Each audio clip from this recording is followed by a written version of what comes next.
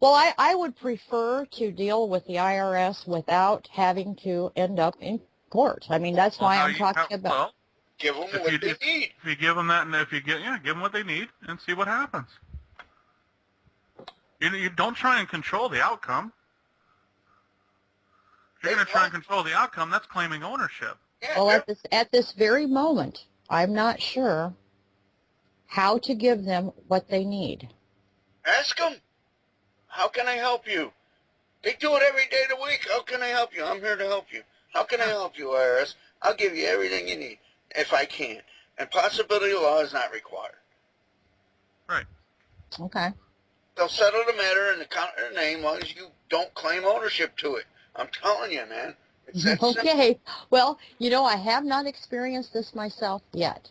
That's Okay. my opinion, all right? But that's the way I see it. Please. Okay. If I think you're right, or I wouldn't be on this phone call. Yeah, we may be full of shit. You never know. You never know. You never know. It may just come out. It may come out that way. I haven't ate yet, but I'm getting ready to. Okay. Well, that was just my question. I don't feel any obligation whatsoever to pay when I can't pay when I don't own anything. It's not, see, listen to yourself. All right. I'm trying. You're going to point out to me. No, you can't try. It's either do or do not. Yeah, what Yoda say? Because well, you know what? When I listen, trying is setting yourself up that you're going to fail. Okay, when I listen to this, you're already coming in with a sense that I'm going to fail. Yep. Okay. You either are going to do something or you're not going to do something. So if you always come with the mindset that I'm going to do it and it's going to work and it's going to succeed and I have faith in it, then everything else takes care of itself. But if you're going to come in trying to control the outcome, which is what you're trying to do, by the way, I don't know if you really, when you sit down and listen to this talk show, you'll hopefully you'll hear what I'm trying to say. Okay. You're trying to control an outcome. Your job, so to speak, is to present evidence, and that's it. Okay. Just present the notice that I'm a peaceful habit doing this, and that, or whoever's liable for this name. I need to know who's liable, so so nobody gets injured. Stay in honor. Okay. But that's all you're doing. That's all you need to do. And as soon as you put it out that way, they'll tell you that everything else will take care of itself. All right. But if you're going to sit there and try and control the outcome because you feel like you have to pay this and you have to do that, well, what are you doing? You're actually thinking in the negative. And once you start thinking in that negative aspect, the negative will come to you. You don't want the negative. You just want the positive. Set you up for failure. It sets you up for failure. It's like saying if. It's like all these if situations people come up with. If this happens, then what? And if this has, now you're setting yourself up for failure because you're programming your subconscious to work a certain way, or you're trying to, and the subconscious doesn't work that way. And the whole system is designed to test the subconscious.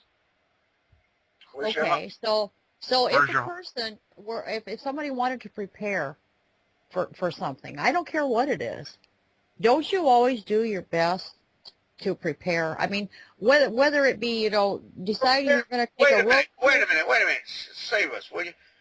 The point of it is prepare for what? All you got is what you are. Like Popeye always said, I am's what I am's and I ain't's no more. Or something like that. That's all that I am. I'm Popeye the Sailor Man. Yeah. So what are you going to do other than that? All you can give is what you have. You can't give any more. And it's an impossibility to law. IRS is coming after you think. No, they're coming after somebody. They believe somebody's claimed ownership of the name. Yep. All And you someone gotta is do, now an impedance in the account, so the account can't get settled. Yep. And that's what they're coming after. They're not coming after you. They're coming after the impedance. And as long as you remove yourself as the impedance, now there's no longer for them to come after anybody because now that flows. They can settle the account. Get over it. Give them what they need. Yep. What's the big If they need all the records of the name, give them the records. If they need all the paychecks in it, give them the paychecks. If I got them, they're urine. Yeah. Piss on it. Just let me know. Just let me know where I can send the rest of the crap too that goes along with it. So you can have that as well. Okay.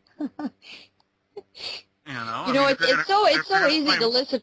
It's so easy to listen to somebody else and see that you know what they're doing, but it's very hard to listen to yourself and see what you know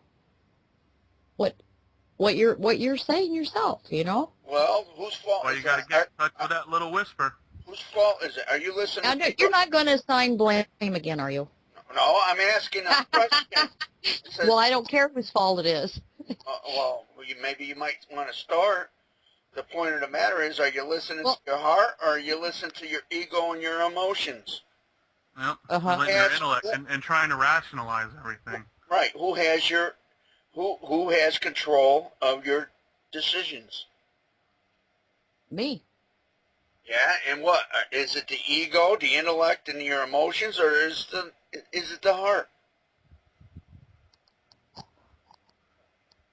Well, I mean, it's hindsight's always 20/20. But when I look back on my life and the times that I actually listened to my heart, I realized later that wow, that was really a good decision. And the times when I based it on logic, which Sucks. it does. And it does. And where do you think these questions are coming from? The heart or the ego? Well, you know, I'm going to have to contemplate that. I don't. I could tell you, but I'll let you contemplate on it. Well, because that's how I discover things about myself. I spend some quiet time with myself, and I talk.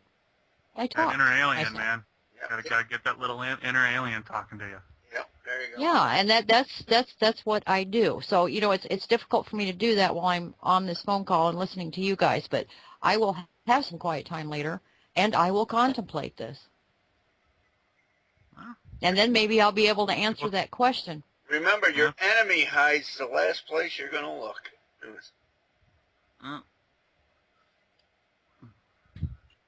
I really wasn't aware that I had any enemies, maybe other than myself. Hey, she's already on the ball, man. Sounds like it. There's hope for her. Yeah. Okay, well, thank you for responding to my question. I appreciate it. I hope we didn't muddy the water for you. Yeah, I hope we fulfilled your needs. Yeah. Yeah, well, I do need to say one thing. When you ask the question, whose fault is it? Yeah. Normally, when that question is asked, it's where do I assign the blame? There you go. If somebody walks in and there's a glass vase broken on the floor and 3 kids are standing there, the mother usually says, you know, who did this, or whose fault is this? Right. Okay, you know, and that's part of our language, and I understand that. That's how we speak. Wait a minute now. Could it be the mother's fault for putting it there, knowing she had 3 children in the house? Mm-hmm. Never. Very possible. Go ahead. Very possible. But what I'm saying is the question, whose fault is this, does sound as if someone is to blame, and someone needs to feel guilty. Yep. And so if we're trying to get away from blame and guilt, maybe we should stop asking the question, whose fault is this? Yeah. Maybe we could say, who's responsible for this? Maybe we could say, no, there's had fault too. Maybe we could say there's a mistake. Yeah. Mm-hmm. Yeah. Where was the mistake? Where was the mistake? Yeah. And the that would be mistake better. usually begins with the faulty presumption of the people. There's a mistake. So when the mother walks in and sees the broken vase on the floor, she could say, whose mistake is this? No. Maybe it was my mistake. No, man. Jeez. Okay. Go. There's a mistake. Right. That's all. Yeah. That's it. Leave It's it. not whose mistake is it, because now you're claiming ownership, and now you go back to the whole guilt thing you're trying to get away from. Yeah. Okay. There's a mistake. Okay. Like, didn't I There's a say? mistake, Could it have been the mother's mistake or fault for putting it on the pedestal, knowing she had 3 children in the room? But really, what the hell difference does it make? The vase is already broken. I mean, you know. The difference makes is where's the forgiveness? Yep. So you know what? The mother walks in and says, "Uh-oh," and we all start cleaning up. I mean, that is the way. But and everybody pitches in. Isn't that brilliant? Everybody So pitches in. Yeah, Well, you're starting I know. to get it. I've had this in my classroom. with kids doing something like that, and they look at me like, oh my God, I'm going to catch hell now, and I just say, grab a broom. You know, let's start cleaning this up. There's been a mistake. Yeah. And I don't assign fault to anybody because it was a damn accident, you know? Whatever. You know, there's no point in that. Yeah. If anybody feels guilt, they'll feel it themselves. Yeah. That's right. And they got to deal with it. Yeah, You know, it's their burden to deal with. That's right. And it's my part to sort out what I should feel guilty about and what I shouldn't. If I have committed an omission against someone else, then I should feel guilty. That's what that feeling is for. So that I will know that I have hurt someone in some way. Have okay? you? I don't know. I have. Of course I have. It's hard to be in this life and never hurt anybody. I'm talking about... Or is it the reason why people feel they're hurt or hurt somebody is because there's unforgiveness? Well, that could be. Is it all... You know, that's not... what that other person feels is not my business. Only my business what I feel. If I hurt somebody by accident, I can say, I'm sorry if I hurt you. Well, how do you I can know? say that. How do you know if you hurt somebody by accident? Well, I can ask them. I can say, have I hurt you? And if you're walking down the street and they didn't like the dress you was wearing and it hurt them, how are you supposed to know that? Whose liability is it to keep the burden? It's not mine. That's their opinion. They're There responsible. you go. Think about it.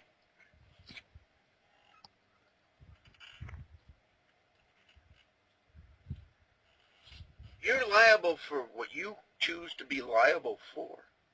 It's all training. How you going to deal with it? It's your business. But I also need to understand that Well, there are I love these butts. I bet that, you got a nice one. that there are things that I have. Oh, you can call it sin if you want. There are times where I do things or I say things that hurt someone else, and I did that. And I need to take responsibility for that, and how I do that, as I say, it won't happen again. Hold on, but do you forgive yourself?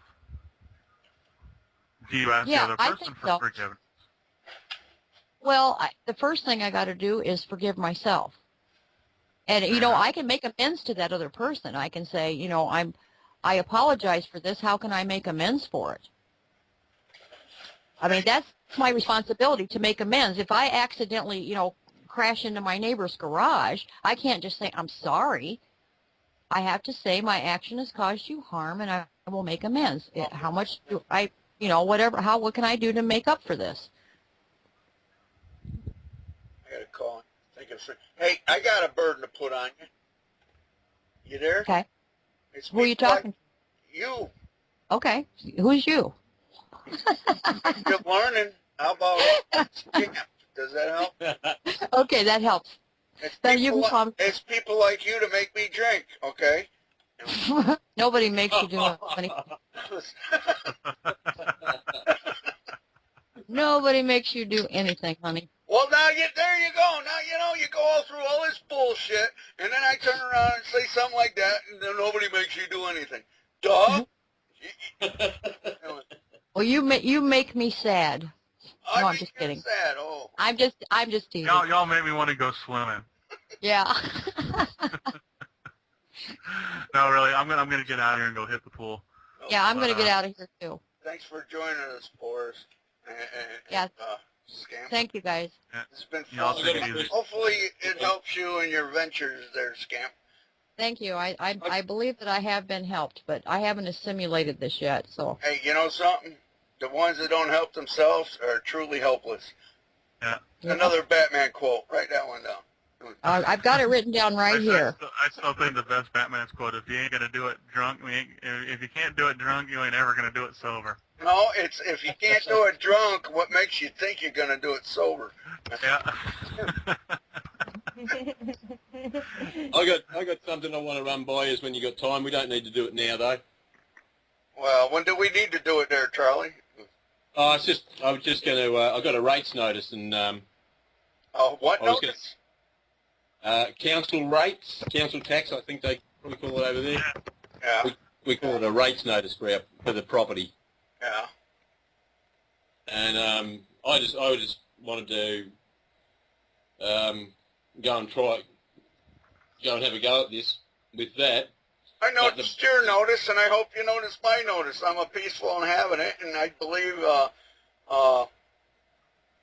who's in charge of this property anyway? No, that's not the question. The question is, the property, the title is in Kathy's name and my name, so anything that I do down there... You're still on your name and my name bullshit? Well, that's what I'm trying to figure out. I just... How does it work when there's two people? When, I'm prepared to go and try and deal with this in a way that I now understand from talking to you and Boris. Oh, but Kathy tells you to go fuck the wind, man. Huh? Well, he hasn't quite said that yet. Yeah, but that's what she means. And I just sort of, actually, she gave me a big serve last night. She sort of came out, and the last time I was talking to Batman and Yoda and that, and she came out and she said, how come you can't talk to me like that? You can spend hours talking to them, and you can't spend hours talking to me. Did you tell her because they don't yell at me like that? It was... Exactly. I said, I don't get that sort of response, sweetheart. No, but that's, yeah, I'm just sort of wondering, I'm prepared to go ahead with it, but do I just say, oh, look, I'm going to go and do this, let's just see what happens? Well, yeah, I'd write a simple letter back to him, in the matter of this issue, the names, and say, be glad to help you. Could you tell me who's liable for the names? That might be just as simple way to see what comes back, Go fishing, man. Well, that's what I wanted to go fishing, but I was just a bit concerned about, I don't want my actions to end up with Kathy getting into something that she doesn't want to be in, if you know what I mean. Well, then give her the bill. Let her pay it. What the fuck? Well, I'm scared. That's the way I'm doing it right now. The wife she wants it, pay it. I don't give a shit. I ain't got nothing to do with it. Makes you happy. Well, I'm happy. You're happy. Let her pay it. Here. I've done that with insurance too. I will not pay insurance. There's no way known I'll pay insurance for anything. But Kathy's just so got to have insurance, so I've just said to her, okay, well, you pay it. You get it. You want insurance? You already got the answers, man. What else? What's the next topic of discussion? It was. I'm just. Yeah, okay, I'm done with that. That's the way I do it. She's got the mortgage. Everything's in her name. I told her any day, man. Oh, I'm thinking of selling a place. That's fine. Sell it. Doesn't mean I'm going anywhere. I'm a peaceful inhabitant using this place. Let's see what happens now. That's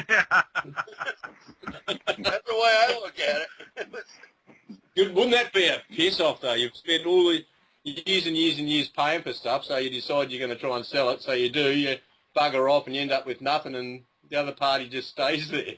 That's her problem. I don't know what else to tell her. Give her something. All right, guys. All right, guys. It's been fun, man. But I'm gonna go swimming. All right, Boris. Okay, mate. All right, hey, Boris. All right. All right, Peace Boris. and prosperity be with everybody, and have a good night. Stay dry. Okay. Take care, Boris. It'll be too late, man. All right. Y'all have a good night. No, the old lady, yeah, she trying to, I'm going to sell it. No, go ahead and sell it, man. I'm here. What else I got to worry about? You want to pay the tax, pay it. She wants to pay it. I'm not going to argue with her. But if she decides different, well, I'm here. I'll be right there. I got some questions for these people. Does that help, Charlie? Yeah, mate. I've got a bit of an idea what I can do now. I will deal with it. Yeah. She's happy. Why rock the boat, man? Take it in time. Yeah. Every stitch in time. It don't happen when it's meant to happen.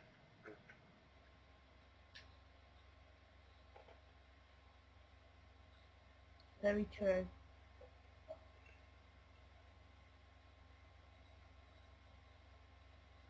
You get back on there, Wendy? Yeah, I'm back on now, thanks. Right.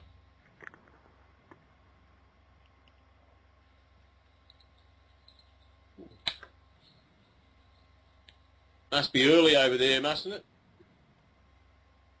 It's 10 to 3 in the morning, Oh. allegedly. Yeah, there you go. Mhm. Wendy did fairly well. I'm gonna. Oh, Charlie, you got Wendy's call. I mean, when she went with the judge. Yeah. You gotta love it. Yeah. You fixed it for me. Yeah, that was a good Sorry. listen, actually. I enjoyed listening to that one. Yeah, it's definitely a good lesson. Listening to the judge and the solicitor and seeing how they, you know, they did their job, man. It's a test. Yeah, the judge was definitely,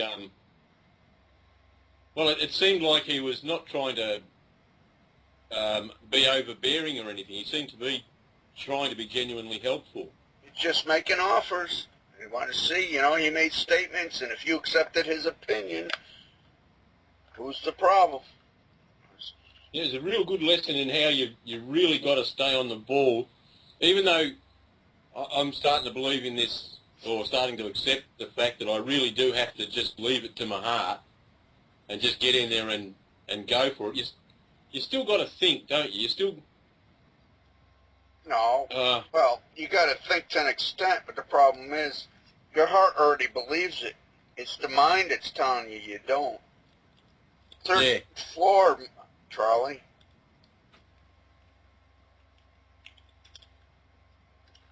Yeah, I can see it's all going to boil down to first-hand knowledge. Yeah. That I'm never going to really have this in my heart, or it's never really. The way I'm feeling at the moment is, my mind's not going to be overcome. Oh, geez, I don't even know how to say it. You're still getting reprogrammed, Charlie. Just chill out. You'll get there. Yeah. It doesn't happen overnight. Right, Wendy? I definitely feel it. I can definitely feel it, Batman. I really do. I definitely feel like a different person, a different bloke. You just keep getting that over and over again. You know, that sort of a feeling, you know, doesn't go away. It just keeps coming back all the time and more often as well. You know, the closer you're getting to it, that's what happens to you. So it's like you have, you know, lots of mini enlightenments about things, and you just start seeing everything everywhere then. It's reprogramming, man. It's you know, you're thinking one way and realizing, wow, it's the other way. Yeah. Yeah. It's like the scripture. I like this one. This is one of my favorites lately. One of them, everybody likes to say, "Forgive them, Father, for they know not what they do." But you know what? Yeah. The way I like to put it, "Forgive me, Father, for I know not what I do." Yeah. Think about it. Yeah. Really think about that. Who's the problem? You know? Actually, the example you were having with Scamp that you're talking about with Scamp with the blame for a broken vase or something like that. Like that, huh? Oh, the bit that sort of resonated with me, and that was about how true it is that rather than coming in and saying, "Oh God, who broke this? Which one of you did this?" and you know, trying to work out who to do it, so which one to punish and all this sort of stuff. Yeah. Take that away and just walk in and say, "Oh gosh, what have we got here? A broken vase. We got to fix that, hey?" And just and not ascribing any blame. Right. The job that's already been forgiven. There's a mistake.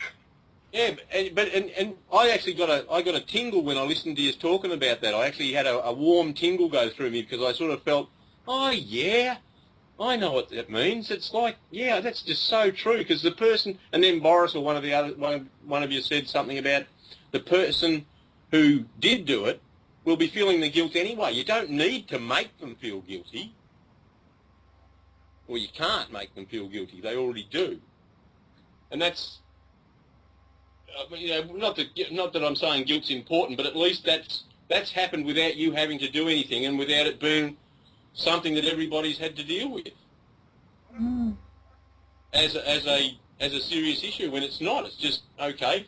The vase is broken. What can we do about it? Clean it up and get another one. I said time and time again, Charlie? What if I said Lots of things, Batman. one of the things I've said, why accuse your brother? He'll do fine on his own. Yeah, that sort of came into my mind as you were talking about it too.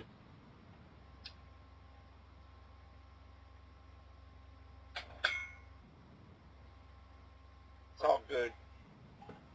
Part of the training, Charlie. Yeah. Did you see that link I put on your window the other day? I might have, yeah. About the Mormon? Yeah.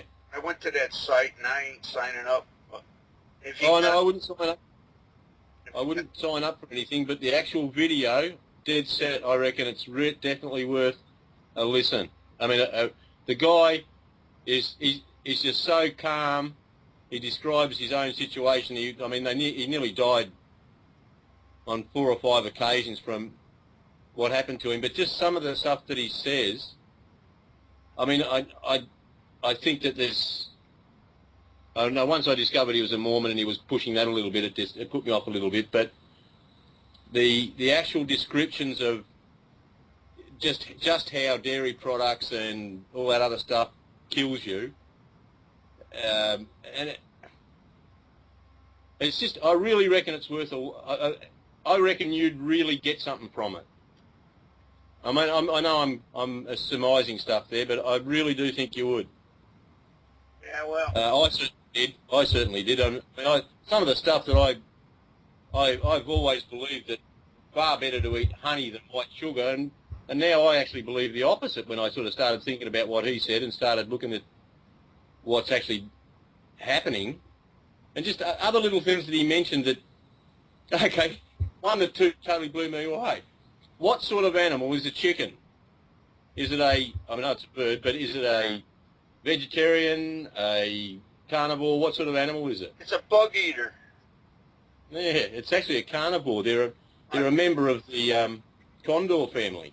Duh. It's just stuff like nobody's... Go on. You didn't know that? No.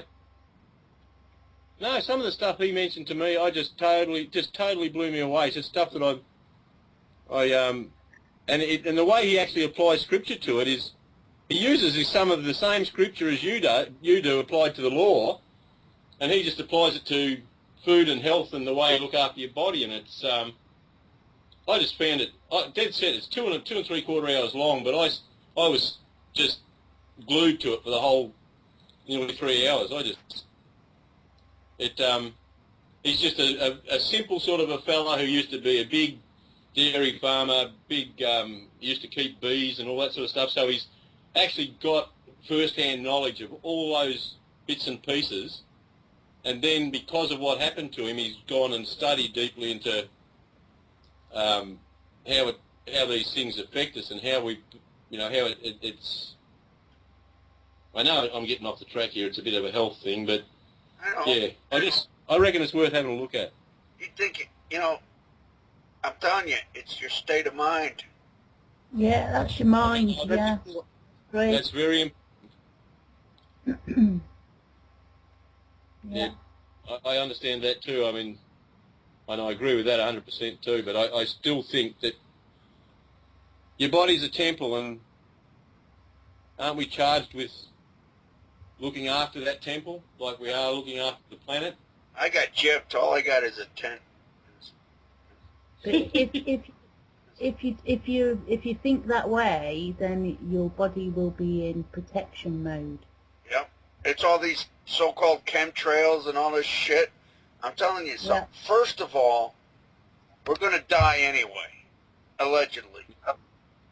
Second, we're dying. Yeah. It's from the day we're born. Yeah. Whenever, or conceived, wherever you want to start. The point of the matter is, what's the spirit learning from the experience is the matter at hand. Oh yeah, I understand that from the that's why I sort of get a bit confused every now and again, because I keep thinking to myself, why am I bothering with being a raw and all that sort of stuff. It's not so much bothering that. If you're comfortable with it, it makes you happy, all well and good. But what good is a car parked in the garage and you sit there and polish it all day long? You know? Yeah, but I don't. I mean that's the same thing. I'm very active. I use this. No, this you missed my point. obviously. Kind of. Well, maybe not. But, you know, you're worrying about all the good stuff to do to the vehicle instead of learning what this owner needs to learn, or so-called owner. The one, you know, I got this car, the body, yeah, it's all well and good, and I want to take the best care of it I can. But what am I learning from the experience of using this vessel? If you're learning nothing but polishing it, then what do you have? Oh, I see what you're saying. Yeah. All right? No, well, that's it. I mean, I wouldn't. I'm here on this call with you. I'm that because I want to learn that other aspect. I realise that the body is only for here and now, and that the mind goes on forever, or the spirit goes on forever. There's nothing wrong with taking the best care of the vehicle that you're aware of it, but what's the point if you don't experience the reason why it was given to you? Yeah. Some people just want to sit and polish it and save it, where others are going to use it, and then others are going to lose it. I mean, the point of it is, what are you learning from the moment? You see what I'm trying to tell you? Maybe, maybe not. Yeah. Yeah, no, I understand. I'd sort of come back at you with that. I'd be saying,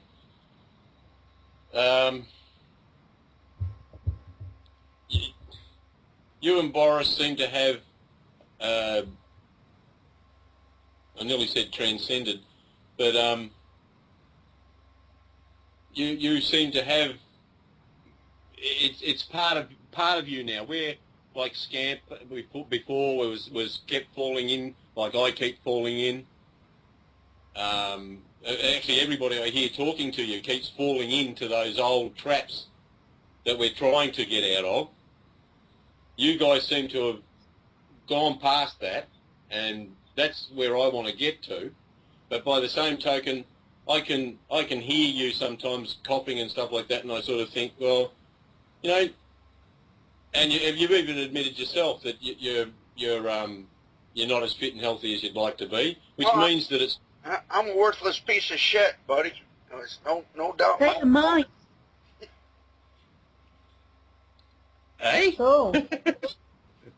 It's a state of mind. Yeah. Well, yeah.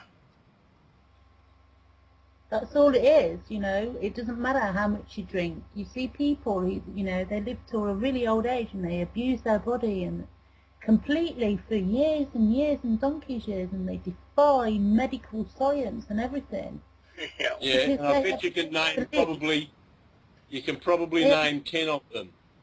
And then at the same time, you can probably name 1,000,000 or 1,000 that you know yourself who've been miserable and felt sick and always been at the doctors, or always, you know, everybody's got those stories about this bloke who lived forever even though he drank so much piss and smoked so many cigarettes and shot himself through the head 4 times, and you know, but he still survived. Sounds like me. Okay, all I'm trying to show you is an example of someone who doesn't believe that those things will happen to them, and so they don't. And because that's a minority, you see why that's a minority, because most people live in the fear and constantly in defense. Their body is constantly in defense of all the things that people tell you out there that are bad for you.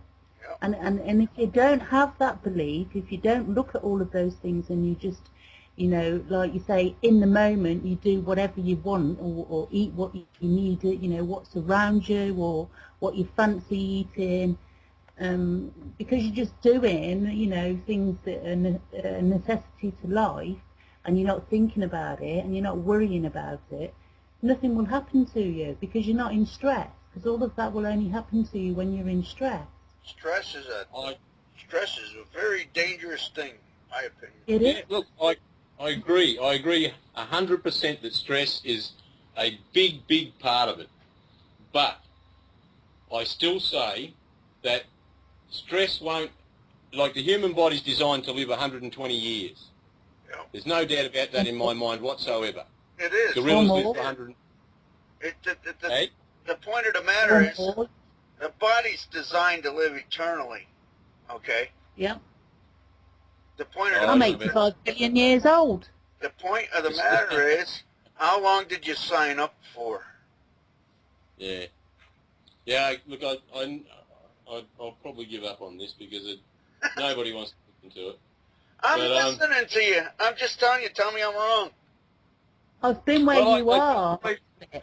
That we've all been tricked, well, not tricked, but we've all accepted, or we've all, as much as we're transcending our minds and starting to listen to our hearts, we're not actually listening properly in some ways, because the fact is we are meant to live that long, and we can easily if we don't eat the shit that's around called food at the moment.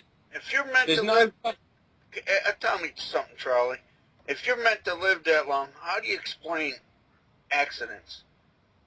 Oh, no, they still happen. I mean, when I say meant to live that long, the ability is there. And, okay, I want to live that long. I want to be around that long. Well, and if it's your agreement, there's a good chance that you will. And you'll be protected from accidents and all this other happy bullshit. The point of the matter is what's the deal? Certain people are only here to be here so long to teach others to help them get along. You know? Yeah.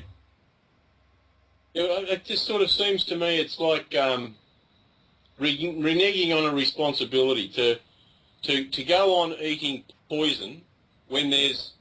It tells you in the Bible what the food is. It tells you what is food and what's not food.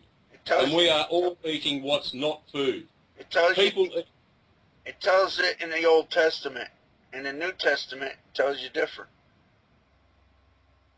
That's someone's opinion. Yep. Not that you're wrong. I agree. Not eating pork and different things in general is probably good for the system. But in my opinion, when it comes down to push comes to shove, you signed up. And I don't give a shit how you eat. You might be more comfortable if you eat properly at the time you're here. You might not. It depends on what you eat. And it has a big thing to do with it. But in general, you're only here as long as you signed up for. That's my opinion. Yeah, but, okay, up until I changed what I was doing, I had gout. My wife had hepatitis C and cirrhosis of the liver.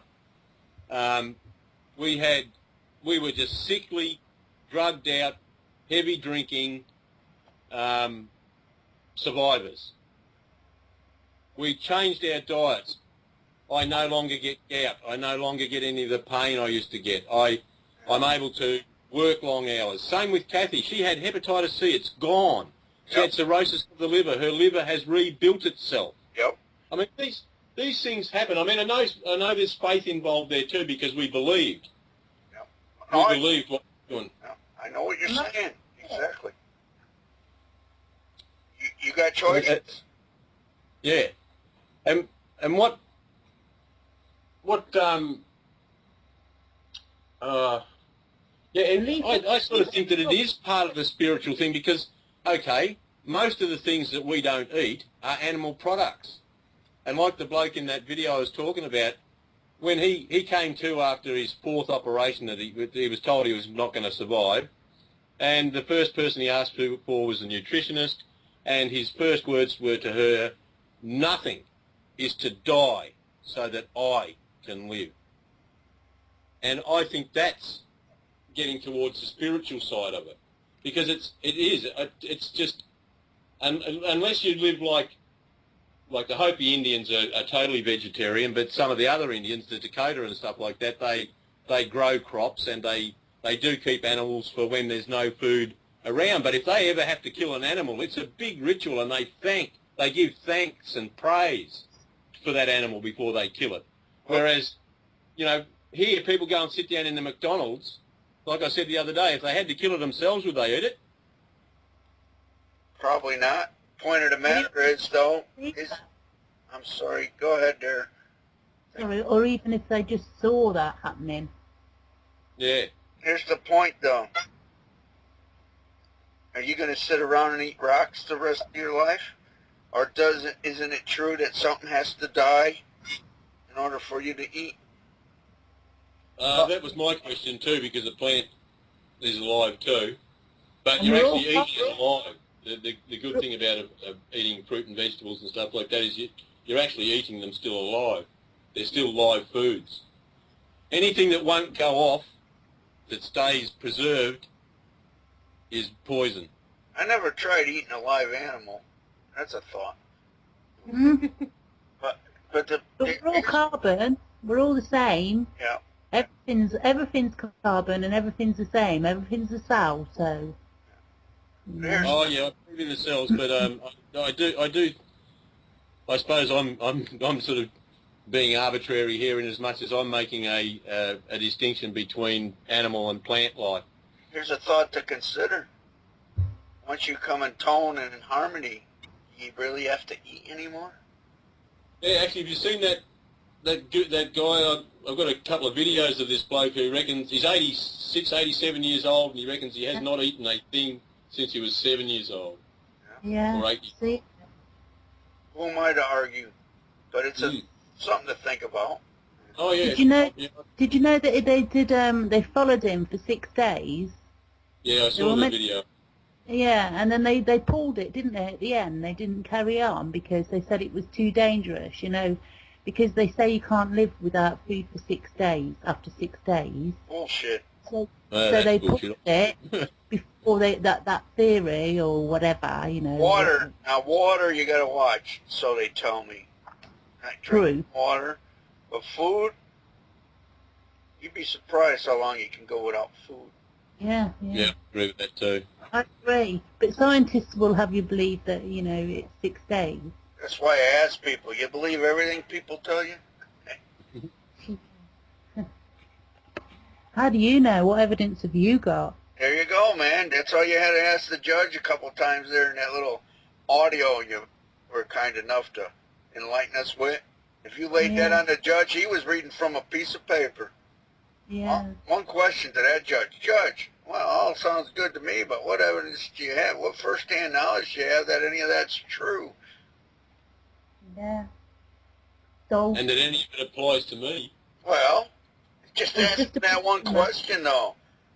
Yeah. Reading from a piece of paper. Yeah. He was mentioning names of witnesses, and I've never even seen them before in my life. It's irrelevant. Where are they, Judge? You know, I think maybe we do need a trial. Get them in here. Let's have some fun. Yeah. One of these witnesses that I've never met before, swore in that witness testimony that the date of birth and everything. Yeah, so who cares? It was just something he put out there and you failed to rebut it. So therefore, it's fact. See how it works? Yep. But still, you made up in the end, in my opinion, you know, mistake. There's a mistake. That put his panties in a wad, I'm telling you. Yeah, and did he, I can't remember exactly what the end was. What did you end up with? What was the order? His, the order. Well, the order was pretty strange, really, because he said the order is possession in 28 days, judgment for the plaintiff, for the claimants. Yeah, good. So he kept, the possession order wasn't within the judgment. No. It was outside it. I hope the plaintiff can afford the bill. I'm telling you, man, you get just relax. It's cool. Yeah, I'm okay. Everything is okay. It came with an order. Jeez, I read through the order. I don't see anything here about occupants. Maybe you better go back and talk to the judge. Here you go. Give it back to the Never stay. Tanya, it's that simple. Cool. Nobody believes Batman anyway. Well, I think we do, Batman. Wendy, you said you were going to work on, you were working on something else, you had something else planned. Yeah. You're keeping that to yourself for the moment, or? Well, I haven't completely finished it yet. I'll send you what I've got. No, finish it and send it. Oh. I like that song by Sylvia. She wrote, "You're nobody called today." She hung up when I asked her name. It was... You ever heard that song? That's a good song.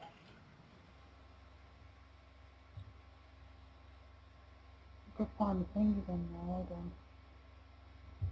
There you go. Have Sylvia on the hard time. I ought to see if she's out there. She got some good music. Old time country music.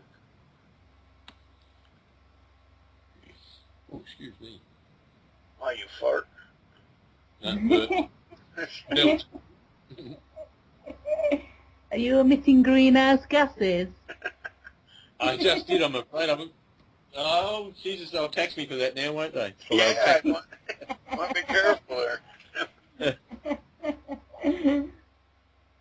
Definitely. Yeah, poor old farmers next door apparently are starting to get taxed for their cows farting. You know what I mean? How ridiculous. Couldn't make it up.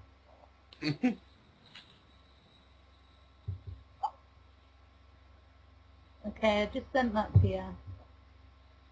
Oh, thanks. But it's not completed yet, so it's just what I've done up to now, because I've been working on it for a couple of days now, or 3. Something else that I found out a couple of days after court this was. Oh, that's changed that. a lot. Yeah. Yeah, but there's a lot more added to it now. It's simple, man. You don't need to add to it. It's ample. Yeah.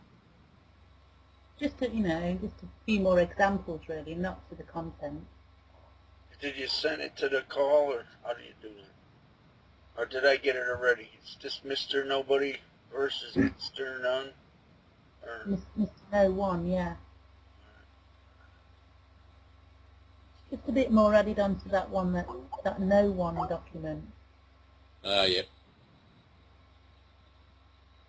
But there's, evidence on there of stuff and where to find it, at least here anyway. But there'll be something like it wherever you are, as you know. Yes, I went round to a friend's house yesterday. He's got a guest house on the Ocean Road here, and he had some people there from Beijing. Oh yeah. One of the girls spoke very good English, and it's astounding when I started talking about some of this stuff to them, and that girl in particular was quite interested, and she started asking some questions and explaining how things were in China, and it's exactly the same in China. Yeah. Don't you? This shit works all around the world, man. Yeah. Mum. Yeah, I was sort of thinking it might be a little bit different in some of the Asian companies and stuff like that, but it's not. No. No. They might be a bit more likely to shoot you, but... Yeah. Then again, I reckon the guys that are getting in the police force out in here are probably getting a bit ready to shoot some of these plebs around here that call themselves human beings. Yep. You're just so accusatory, Charlie. I don't know what to do. Oh, I couldn't help it, Batman. I'm starting to understand why policemen are the way they are. Yeah, it's scary, isn't it? It is. Yeah, But it's amazing. Like, I used to be a little bit overbearing and stuff at the Apostles with the tourists.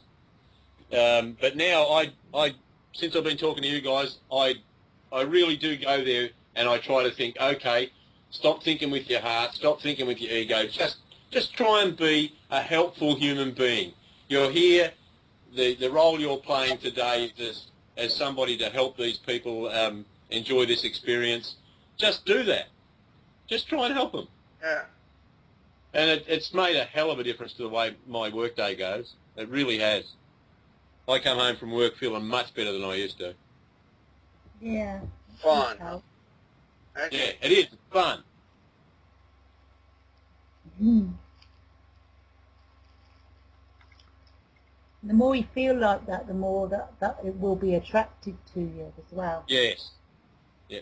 You start trying harder. You start trying it with other things in your life, and you know, even talking to your wife. What have I been telling you? If you can do this at home with your family, court's going to be a piece of cake. Exactly. Definitely true. I could be wrong, though.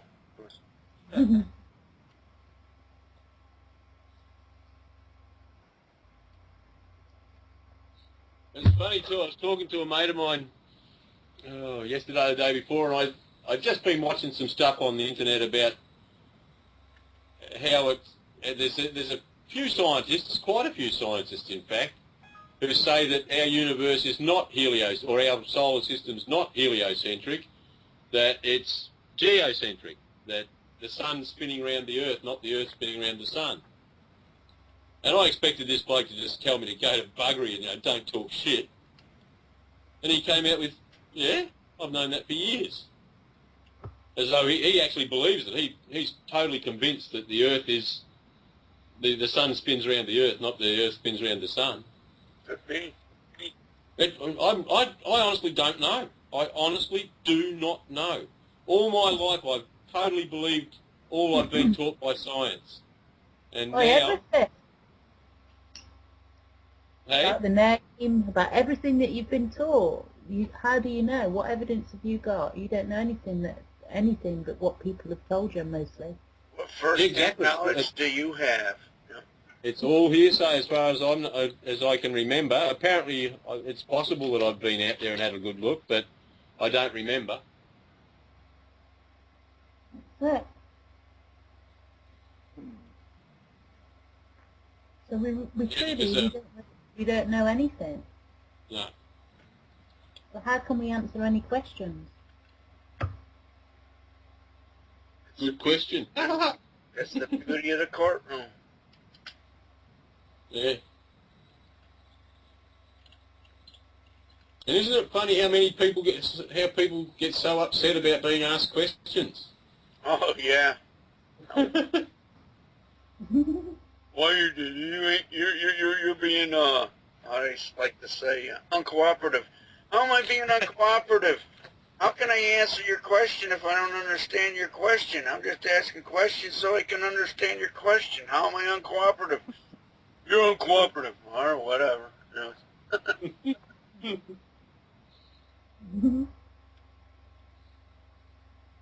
And what I'm sort of starting to see as astounding is, or what's really astounding to me, is the fact that once you are listening to your heart and are part of the group of people that is listening to their hearts, there seems to be some sort of an understanding, an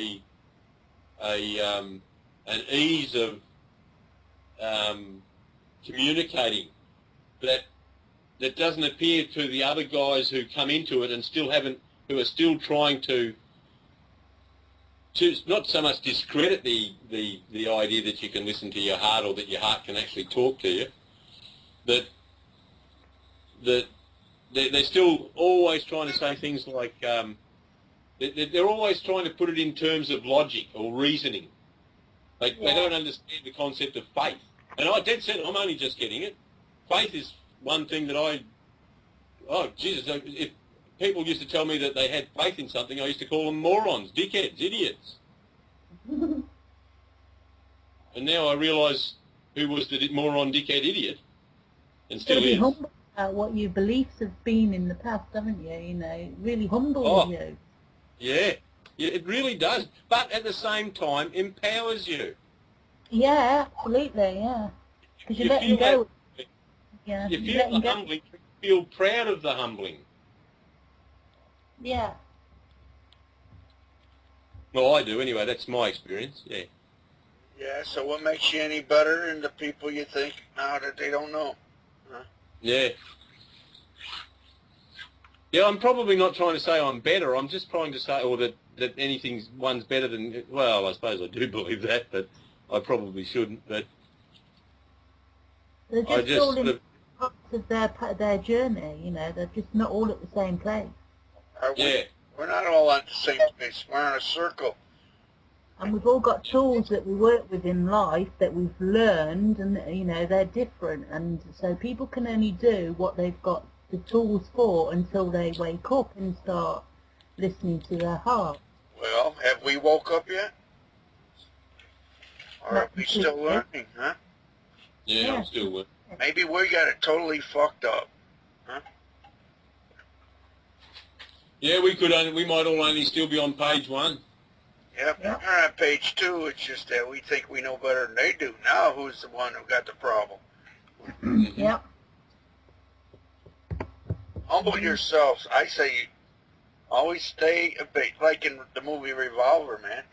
Everybody's a superior opponent. Please teach me. Yep.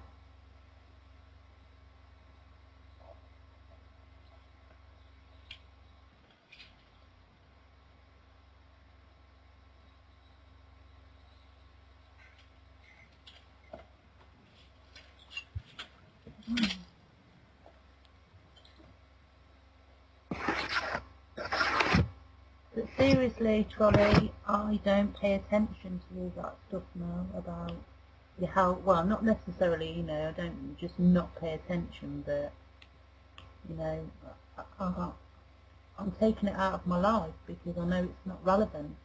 And if I make it relevant, I make it happen. Yeah, I think I know what you're saying. That's not to say that I wouldn't, you know, I'm uncaring and I'd, you know, kill animals or anything like that, but I just eat what I think is I want to eat at the time. And I want. Yeah, I think that's irresponsible, but that's just me. Yeah. Yeah. If that was from, I wouldn't say that. Well, I did just say that, but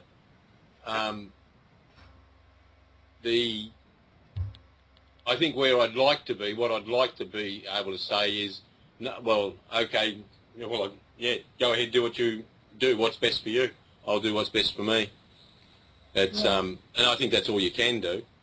It's just when I see all these people with illnesses, and I mean, I think it's probably hit home for me because I watched my brother, my youngest brother, die, and then I watched my mother die just months later, and both occasions, both situations, I know that they'd still be alive today, but yeah, then I'm told, no, you don't know that at all, and of course I don't. You know, maybe it was their time, and you know that I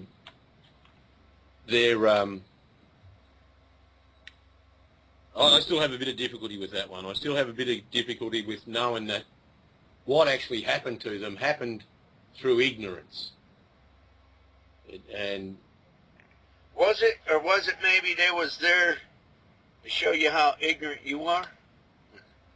you know, that really might be it, Batman. That really might be it. I kind of hope not, but I mean, at the same time, I hope so.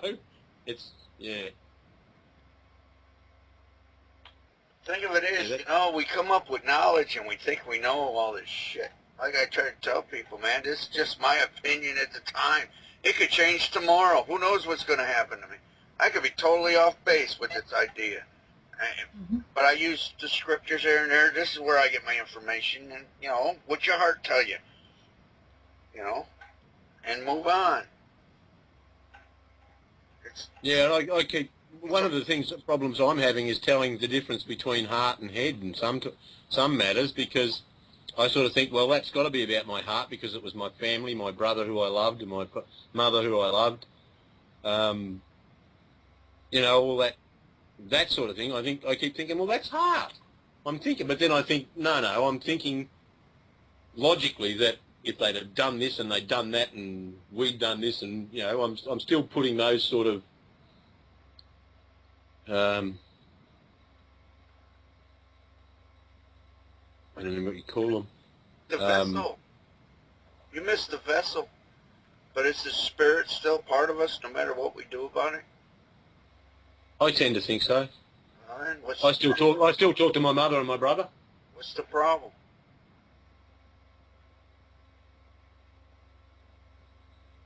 Yeah.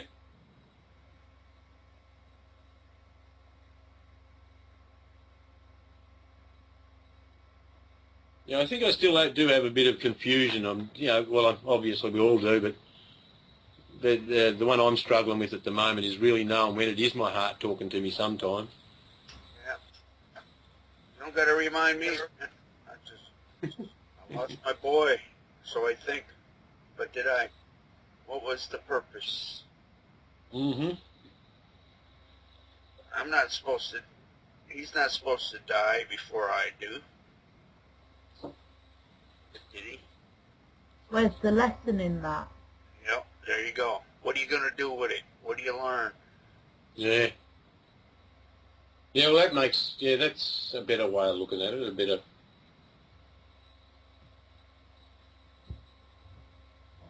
I mean, you don't know if you didn't even create them in your own mind for you to learn that lesson.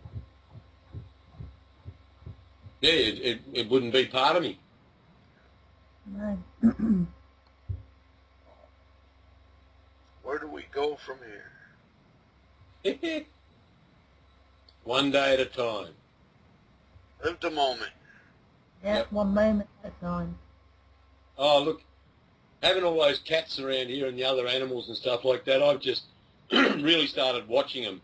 Actually, I've been doing it for a while. I've been doing it for a couple of years since I read the Modern Humans Comprehension course. But just lately with this other stuff, we're talking about living in the moment and stuff like that. Yeah, you when you see animals, you can just see how they do just live in the moment. Mm-hmm. We think we're smarter than they are. Yeah, and yeah, I was trying to explain it to Kathy yesterday, and she's sort of going, "No, they're dumb animals. They don't." I'm sort of saying, "They're the dumb animals." I said, "Have a look. Those two over there just had a hell of a fight because one got backed into a corner, and the other one was trying to go past. So it's just a natural thing that if they're in that situation, they will fight like shit." I said, "But look at them now. They're asleep, curled up to kill each other." They're over it. Yeah, they're over it. It's only half an hour later. Or not even that, 15 minutes later, and they're now curled up going to bed together asleep. Yeah, And people go to war over that shit. Yeah, we would. We'd keep hassling, and somebody would have to pay, somebody would have to win, and somebody would have to lose, and But you see the animals. It's like when you see a gazelle get chased by a lion. 5 minutes after it's been chased, if another gazelle's been got, and he can look over and see that lion's eating another gazelle, he just goes back to eating his grass. Yeah. It's all over. It's finished. Danger's gone. Yeah. Actually, that little thing that Jaime posted about the zebras don't get ulcers. He is got sort of about first-hand that. knowledge. Just kidding. See Jaime out there with his belly inside, his hands inside zebras' bellies. Maybe Jaime's a zebra. No telling. But we were sort of discussing about how most humans, probably all of us, we live in that constant state of stress because we're always thinking about the Twin Towers and terrorism and how many germs are in your bathroom and how many people are trying to steal your children and you're constantly being hit. All out there, all for you to believe if you want to believe it. Yeah. And if you do, you're hurting yourself. Then you're in stress, and then when you're in stress, all of your blood rushes to your arms and your legs, and it's not working on your immune system in your body properly. And it also all goes to the limbic system and to the back of your brain, so you can't think properly because all the blood's going from your cerebellum to your limbic system and your fight and flight system, so you can't think properly. It actually makes you stupid, more stupid. Yep. Are all stupid. And that fits in really well with what you say, Batman, about you can't fix stupid, you can only manage it. Yeah. That fits in perfectly with that, because if you manage that fear, you're managing that stupidity. Yeah. Absolutely. And at the same time, you're managing everything that's going through your body as well. You know, your immune system's in it and making sure that none of that's going to affect you. Yep. You don't have to think about that. You're not in protection anymore. Whose fault is that?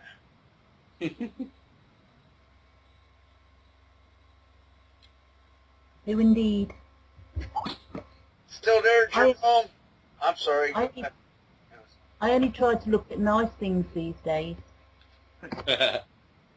I'll steer clear of all those negative things that you get on these sites and that, because there's an agenda behind that, and it's to put you in fear.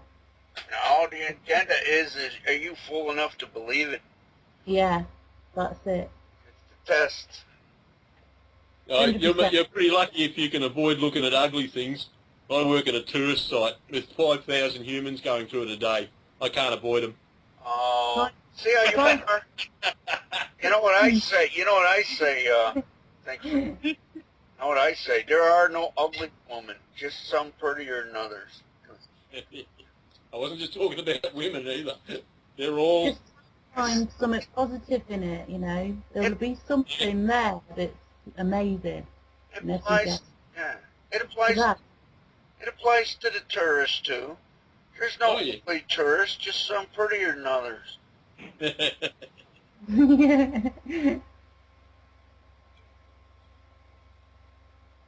Actually, my most serious question to them all is, you've driven 7,000 miles, I mean, you've travelled 7,000 miles to come and look at some rocks poking out of the water? Nah. No. They driven 7,000 miles to enjoy the journey, and then they meet up with some bloke like you that ruins their fucking day. I used to too. I know I used to ruin some people's days. You sound like you enjoy that. I wonder about you, Charlie. No, I'm afraid I probably did, but I don't anymore. Have you watched The Peaceful Warrior yet? I haven't actually, no. Well, you ought to sit down and watch it. I will be. I think put that on the list of things to do. Okay. Yeah. Peaceful Warrior. No, I think I am becoming that way, Batman. I don't like it anymore. I don't like what I was like. I think what I was like was rather... I used to... just recently, I have been feeling that way. A couple of times I've been forced into a situation where been told by a boss to go and talk to somebody about something, and I've chosen not to because I knew that I would ruin their day. And I have sort of come to grips with that, but I will watch this Peaceful Warrior because I know I still... something emotional about something in my emotional makeup sort of did take a bit of some sort of pleasure in that. Not so much in deliberately upsetting people's days. Oh no, it was patting the ego, man. The ego says, "Look, you're special." Yeah. If you're not going in and dealing with your situations in love and want the best for everybody, you got to live with it. Nobody else does. Yeah. Actually, that's one of the real good things about what's happening with me at the moment is I am starting to feel that. I take pleasure in other people's, not so much pleasure, but happiness. Well, same thing in a sense. If everybody's happy around you, man, what do you got to bitch about? Yeah. I've gotten to where now I go to the places I used to talk before past year, 2 years ago, I'd go in there and I'd sit in there and put up with the shit. Now I just, man, I listened to them a few minutes and says, I had enough. You guys have a nice day, and I gotta leave.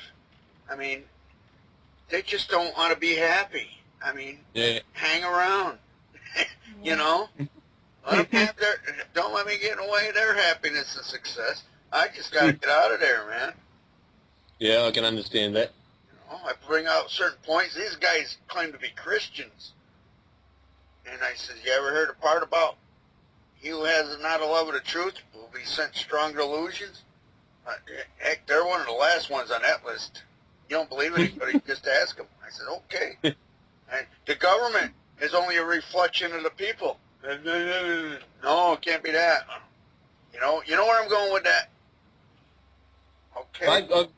That was one I was fighting with for a while, but I get it now. And it just, I says, they don't need me here. They already know more than I do. I'm gone, you know. Like they did to Christ. Why are you hanging around with the drunks and the whores and all that shit? Well, you guys already know the answers. What do you need me for? See ya.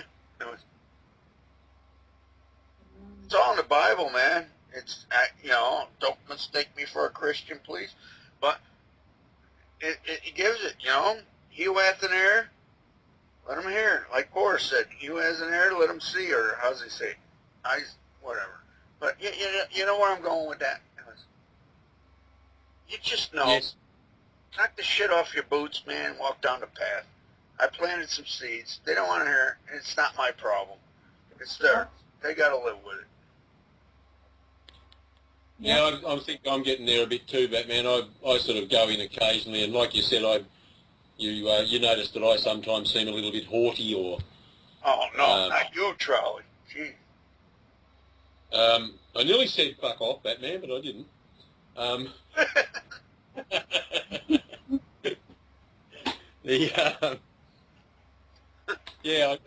sort of now I go in and if I see a point that somebody's made that I think that I might be able to help with, I make one quick statement, and if all I get back is shit, I just disappear. Yeah, what's the problem, man? You guys. Yeah. You know, I don't even say anything. I just don't bother posting anymore. You know?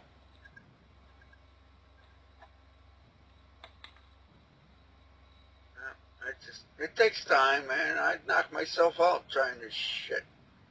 Trying to point it out. Like Chris Christopherson songs, the things they could be changing. You know? Yep. Yeah. They rather piss and moan about it. You know? And if they're not listening to you, who do you think's gonna hear? Huh? You can't help it, people, if they're not listening to you. That's simple as. And they won't listen to you until they're ready. I'll tell you something, though. You'll find them judges will listen to you if you stay in honor. You're doing all right, sweetheart. I'm telling you. Yeah, I was very impressed by that recording. You just be patient. It's part of the training. Yep. That judge took notice to you. Yeah. I believe he did. He noticed you in the private. So-called private, which is another illusion, but that's another story. But in general, I'd say, I hope he's got a good jockstrap. Them judges are obligated to give you every opportunity they can. And I think he made an impression on him. I could be totally wrong. What do I know? I'm not a judge. But then again, am I? Well, he could be a good deceiver. Yeah, could very well be.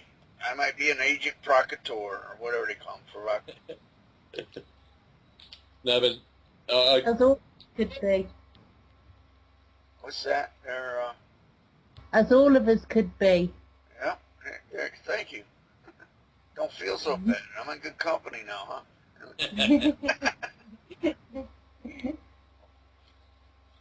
You know. Do you think if when he had been able to rebut a little bit more, that actually had been able to totally rebut it, he would have not made an order? Oh, I think, all judges are cultivators, and I think the judge might have said he's making an order, but has it happened yet? He's got to do his dog and pony show, man. Yeah, he's got to protect the public, so he can't put it in black and white. There you go. No. You won't see this shit on the record, I'm telling you. People want paperwork. Prove it. They want their wooden idols. No chance. Don't they? Isn't it funny how they just, it's, oh. I mean, here I am laughing about it, and I used to be like that myself. I mean, I've got this lovely purple folder with all my documents, you know, the bonds I created. Just a folder. I got fucking buckets of paper, buddy. Oh, me. I'm going to have a bonfire with mine. At least. I could build a house with mine.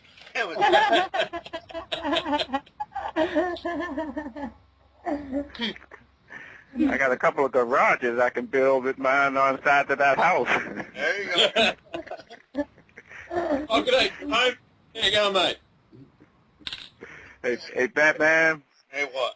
I know that, I remember Mark was saying that he had a hearing, supposed to have had a hearing yesterday. Have you heard from him? No, I haven't. He's fighting. He's got a battle within, man. I don't know what to tell him anymore, man. Been over it and over it. Yeah, He's no. got to deal with it. No, I haven't heard from him. Neither, as far as I know, neither has Boris. I don't know. Actually, did Boris's return bout get put off because of his little weekend holiday? I'd be guessing, but I'd probably say it's a good possibility. Yeah. I'm telling you, I dealt with police officers more than probably most. And boy, when you try to help them and happy with them, and they just freaking clam up. They don't know what to do with you. It's fun. They're not used to it. It makes them nervous. Go ahead. They're I'm not- sorry. Go ahead. Sorry, it makes them nervous because it's out of the norm, isn't it? Well, maybe it makes them nervous because they say, "What am I doing?" It was. Yeah, I'll put that to them, yeah. This bloke's trying to help me do this, but why do I want to do it? Isn't it much easier to hit somebody upside the head who was arguing with you, and somebody says, "Please forgive me. What can I do to help you?" It was. What am I wonder what, taser this guy? I mean. What did you Did you taser see him that for? video? He wanted to help me. Did you see that video on YouTube where the police had got hold of this chap and they had him down on the ground, pinned him down, and he just kept shouting to them that he's a peaceful man and what are you doing and I forgive you, and he just kept shouting out things about, oh my God, please, I need you to help me right now, and all of this stuff. He just kept shouting and shouting loads of stuff like that.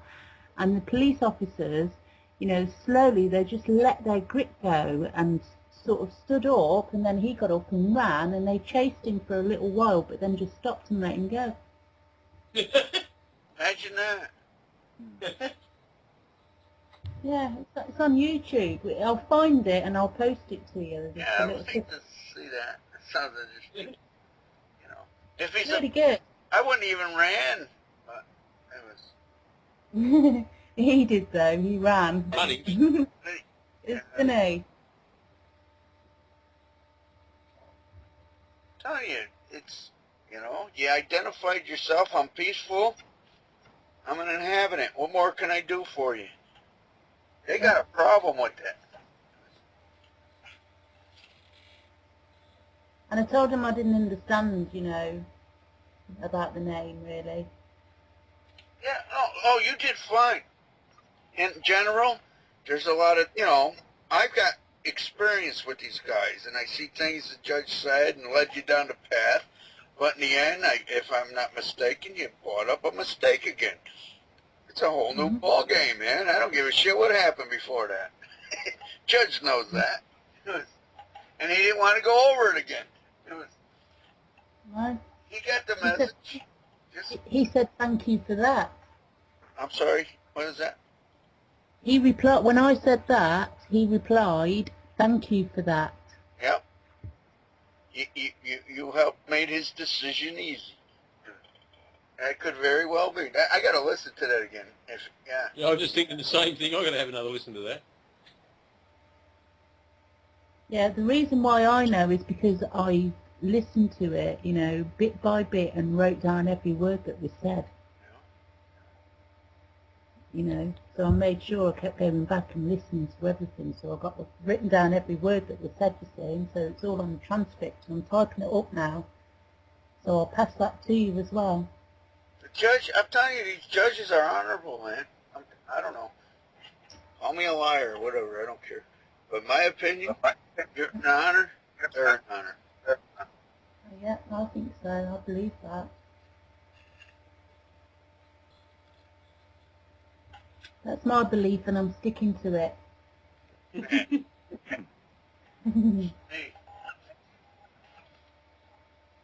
You still there, Jerome? What's that? I was just saying good day. you're still there, Jerome. It's good day. You know them guys down in the land down under? They always screw it. Yeah. You know, you got to get used to it, but they're fun. It's I'm just. Oh, I'm enjoying it. I mean, the words of wisdom that is really hitting my ego, putting it where it belongs. It's amazing, isn't it, Jerome? Mine's copping a fair whacking. Well, I think you're doing good, Charlie. I really do. Thanks, man. Yep, we're all on a journey. Yeah. Yeah. And, Some people are ahead, some people are behind. It's just a matter of them catching up. Well, some people are heads and some people are bums. Behind their bums, Oh. yeah. It doesn't matter. It's all relevant. We're all here together. Let's get along. yeah. You know? Well, like Charlie brought up before, you know, you got the tax bill and all that. Heck, if the old lady's happy paying it, let her. Yeah, well, that's been the situation for the last 3 years, and I just don't want to have anything to do with the council. I've got other reasons. I had other reasons, being that we were being charged more than the people in the township, and we don't get any of the services. Like they get their garbage picked up, they get their water, they get all those other things. Well, we've got to do our own garbage, we've got to get our own water. We've got to do all those things ourselves. But that was my argument up until now, where now it's just there's a mistake. Yeah. But by the same token, I can't even apply that at the moment because of my relationship. Well, you got what you but need. like, Charlie, you got what you need? exactly. What you bitching about? I'm not bitching about it. Oh. I'm just explaining it. Sounds like you was bitching. Oh, I've got one of those voices, mate. It always sounds like I'm bitching. Yeah, I'm beginning to understand that.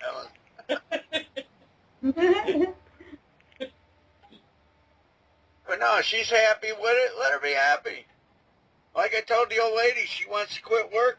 Quit. We'll take it from there. She go, I'm going to sell this and that. I said, fine, sell it. You know, whatever you want to do with it. Don't mean I'm going anywhere. I'm going to test this shit I know. And she knows it, too. Yeah. Oh, yeah, Kathy's the same, too. Kathy actually came home yesterday and said she's going to quit, and I said, go right ahead. I'm ready. Let's do it. Let's just start growing shit on this farm and see how we go. Well, yeah, and they want you to talk them out of it. I said, why do that? Don't let me get in the way of your happiness to success. Make you happy. Quit. We'll take it from there. It was.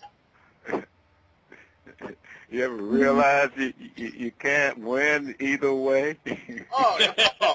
You always win, man, if everybody's happy. And if you're happy quitting, I'm happy too. It was no problem. See, one thing might help you guys understand is this girl and I have been hanging around together for over 30 years now. And we've been through a lot of shit. And she still don't know how to take me. It was but she knows, you know, we never really did without. So. Yeah, we're in the same boat. We've been together for years and years and years, and it's just been, well, what you just said.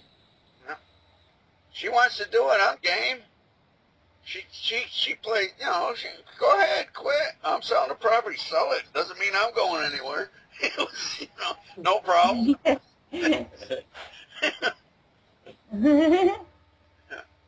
She wants to keep paying the mortgage, fine. I tell you, I got a few ideas here, but it's up to her. It's all in her so-called name. She wants ownership, fine. She's happy, let her do it. Till then, you know, I'm a useless eater. What can I tell you? As long as she buys the beer and my cigarettes, I mean, who am I to bitch?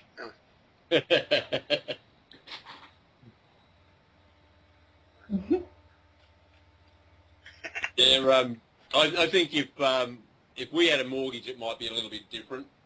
But because we sort of paid it off and we've got the title in both names, makes it a little bit tricky. But no, but then not really. Yeah. It would make it tricky if I cared. Well, I'm sorry. Go ahead, there. I'm saying you want to give that title back to the rightful owner. Oh, no, it's not so much give the title back. I'm just using the place. Who gives a shit about a title? I want to put that title on a witness stand. I'm here using it. What are you going to do about it? They give shit about different person wanting to sell it, if she wanted to sell it. Sell it for what? Well, I mean, I'm just saying, like, where your missus is saying, is threatening to sell it, and you've just said, yeah, well, go ahead, you know. Yeah. I'm the same boat, basically, but... If I want to move, I'll go find another place. I'll lay claim to use it. But at the moment, I'm happy here. You want to sell it, go ahead. I told her, go ahead and sell it. Doesn't mean I'm going anywhere. You know, that's the way I look at it. Yeah, the whole idea is, you know, what difference does it make who owns it? You're just using it, right? Well, the thing of it is, can you prove anybody owns anything? No. Yeah, I mean, they claiming ownership doesn't mean that they have it, but they're claiming the ownership. What difference does it make? Yeah, where was you when I moved on this property, man? When I was, probably 12 years, I travelled around up and down the east coast of Australia, the place known and described as Australia. And I probably lived in those 12 years, I probably lived in at least a dozen, maybe 20 places that I just moved into. I just, because I was out in the boondocks, going around all the small mining towns and stuff like that, just working as a travelling sign writer, I would just go into a town, I'd stay in a pub, book into a pub for the first week or two while I looked around the place. I'd always find a little property somewhere outside that was empty, and I'd just go and stay there. Without electricity and stuff sometimes, but I never had any hassles. I never actually had anybody try to chase me off or anything in all that time because I never stayed that long. But I'd sort of thought about, I'd never really considered it until we were talking about this stuff the other day, and I realised I'd been doing it for 12 years. Moving into places. You know, that's the amazing thing about this concept is, you know, the more you start to really internalize it, the more you see about a lot of the stuff you've been doing that fits right into it already. Yeah, exactly. It's the way things are, people. It's always been there. Yeah. And we keep thinking we're the clever buggers making it up and thinking it up as we go along, and you know, we're discovering this and we're discovering that, and no, we're not. Mm-hmm. We're just rediscovering. And like Batman says, you ask the right questions to people, they can't answer you because they know it's the truth. Yeah. It sounds crazy, but deep down they know it's the truth. That's why they can't answer you. Well, they get pissy at you because their ego says, how come I didn't think of that before you did? Yeah. Maybe you already thought of it, you just didn't want to realize it, you know, that's up to you, man. But please, how can I help you? It's all good. And they can't come back on you because all you did was ask a question to make them think. Yeah. But they get offended because you asked a question. So you end up with this brute, instead of trying to beat you up for slurring him or abusing him or something like that, he's getting real upset with you because you're asking him questions. That's when you ask them, hey, buddy, you had a rough day. Can I give you a hug? Would that help? Then they stay away from you because they think you might have AIDS. I mean, ask for more. Yeah. Yeah, they got to create that exterior excuse. Yeah, offer him a hug. Watch what happens, man. Big blow comes at you. Say, hey, you need a hug? Can I help you? I love you, man. What can I do for you? Watch how fast that guy goes in the other direction. Yeah, you don't even got to flex a muscle, man.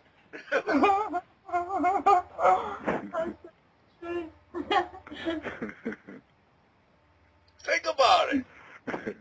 I mean, really. Please, somebody tell me I'm wrong. And you got to know me. I'm a scrapper, man. I've been in fights with... Usually when I get in a fight, it's 2 or 3 at a time.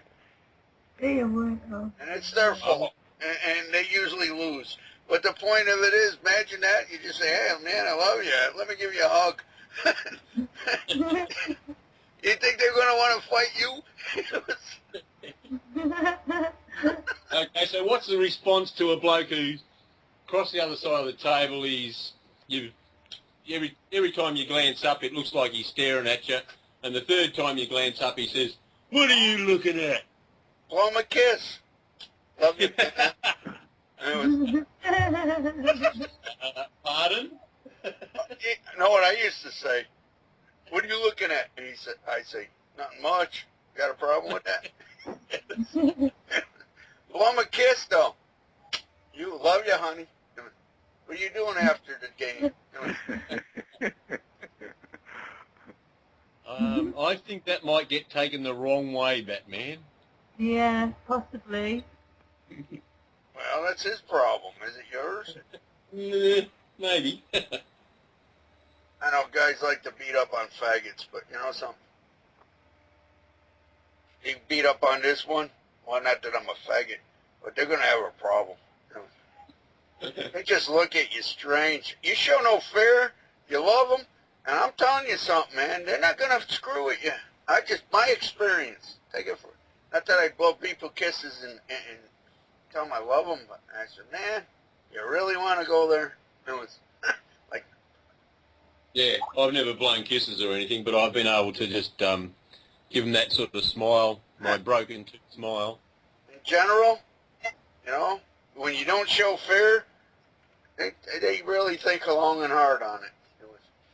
I think that's because most people, and in my experience, I mean, 12 years just travelling around, living in pubs and little houses and stuff like that, and just being in situations where I spent a lot of time in pubs and saw a lot of fights and got into a couple.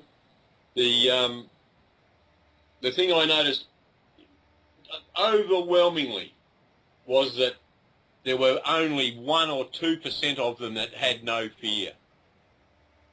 98% of people have got heaps of fear. It doesn't matter how big they are. It doesn't matter how tough they are. Yep.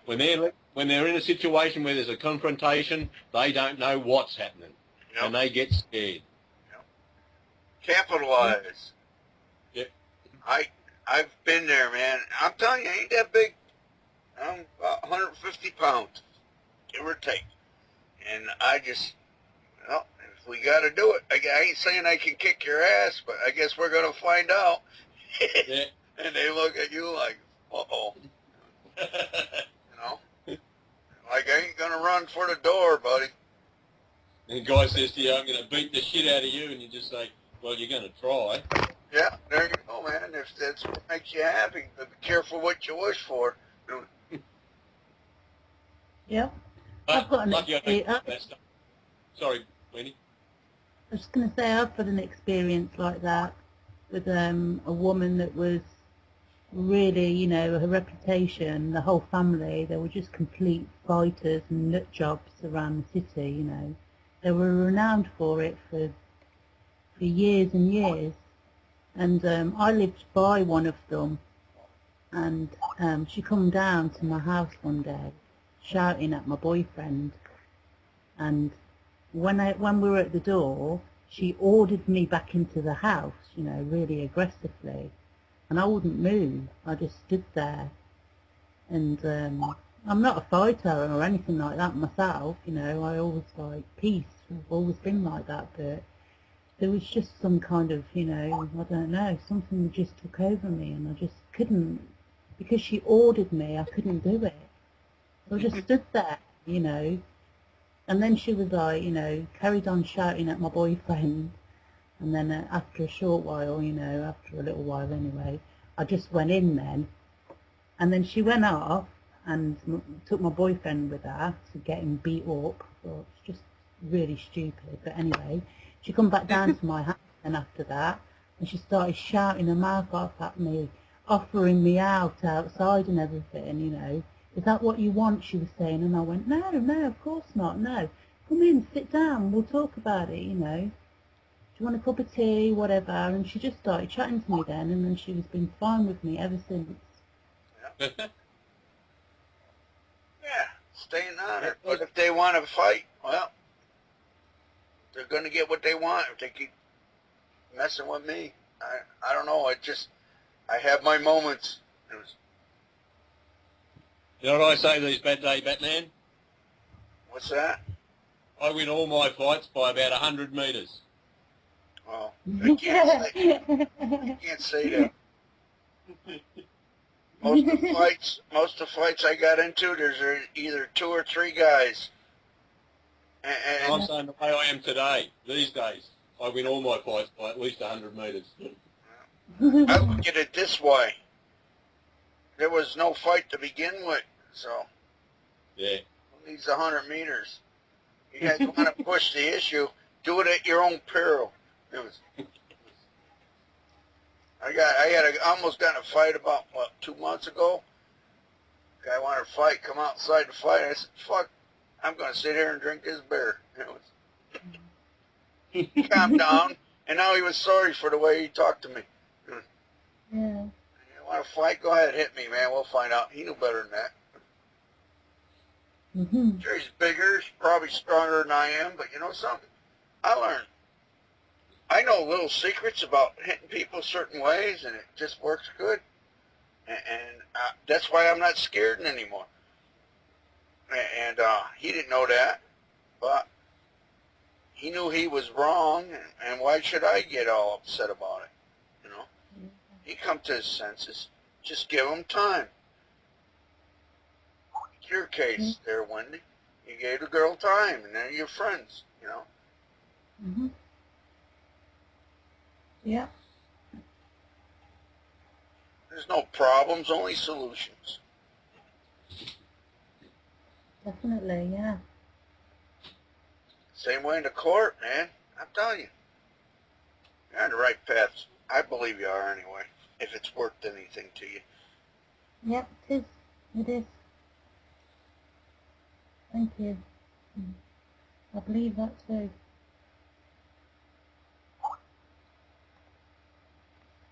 All right, Jerome, wake him up. Yeah, I believe you're right. Hey, how's your friend doing? What's her name? Claudia, Cynthia? Oh, Denise. Denise, that's it. Yeah, she's doing great. She's coming around. She's coming around. She's over the house issue. She's realizing that, hey. Mm-hmm. I believe so, and she's definitely getting in touch with her heart.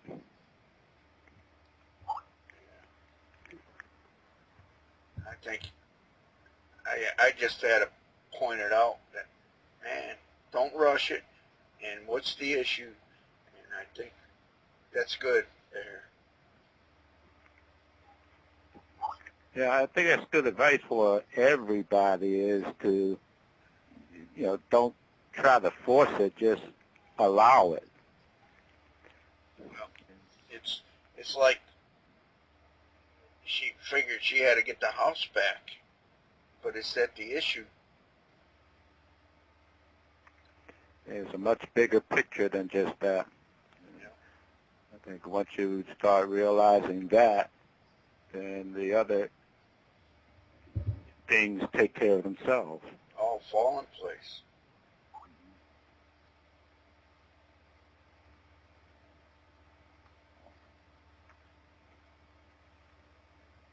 I think this call's going on talkshoe.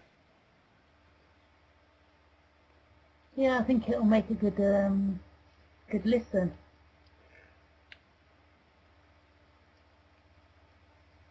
Oh yeah,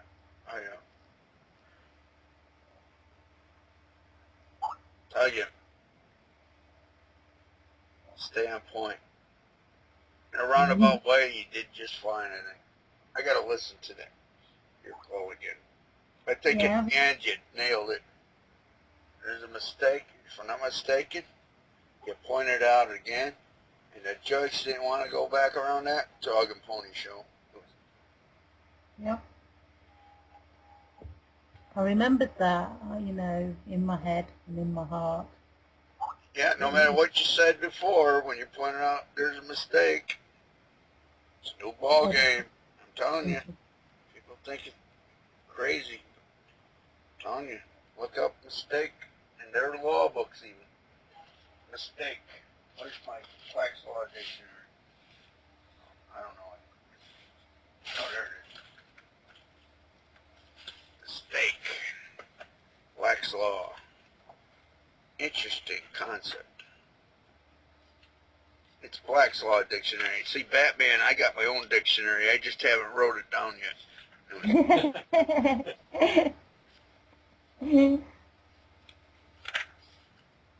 But, mistake's a powerful word, man. Just one word. And if you got to go into court, I'm telling you, open. I'm telling you, that word means a lot. We kind of got sidetracked from it. But open. After you, if you're notified, or if you did, that's what. Oh, she's gone. Scam. Darn. Who's gone? Scam. I should have told her that. Open. Oh, yeah. yeah. She's got the calls. She ought to know by now, Oh, yeah. Pay attention. Open. Go in there and say open. I'm just looking at a book here called Private Law in Theory and Practice, and there's a whole chapter called Reconfiguring Mistake. Yeah. Oh, yeah. We can twist it all kinds of ways, man. All we got to do is get you to agree to it. How's that for putting that chapter you're talking about in a little concise sentence? The whole chapter in one sentence. I'm telling you, read it and tell me if I'm wrong. The English law of contract is reluctant to grant relief against the consequences of mistaken assumptions in the formation of contracts. Woohoo!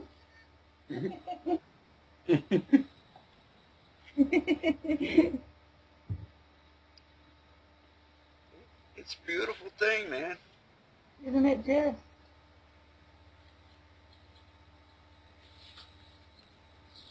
Mistake. I thought it was in there. Misfortune. That might be a good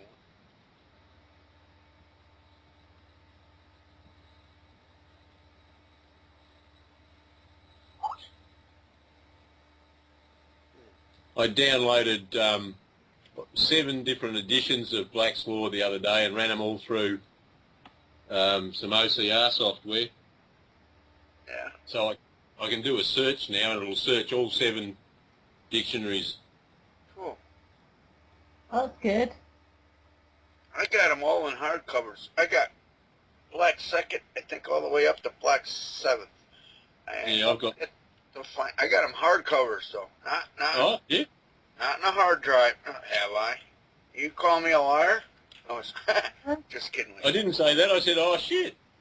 Yeah, I got. Oh, I've been. Shit. You want to see the library I had at one time?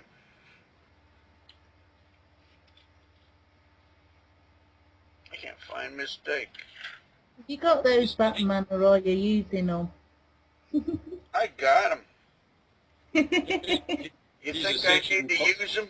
There's a I got a section- couple doors in the house I need to keep open now and then, but other than that, they're usually in the shelf. There's a section here headed "Mistake in the United States."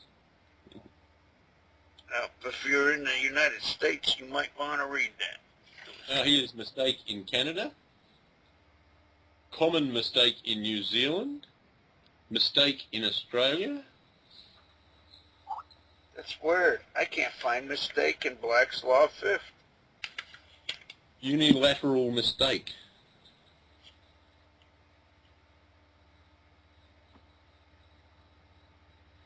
It's prison. Mistake. There it is.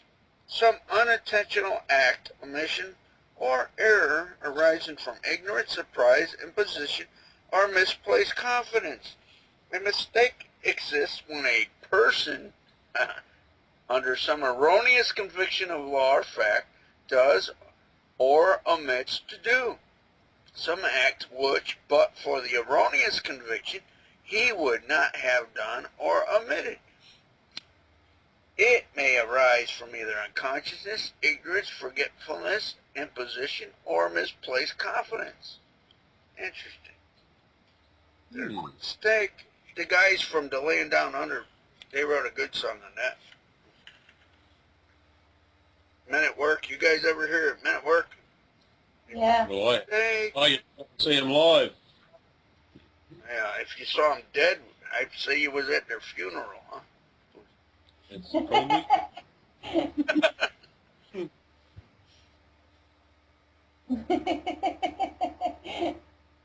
Here's an interesting one. Unilateral mistake as to identity. Yeah. Ah.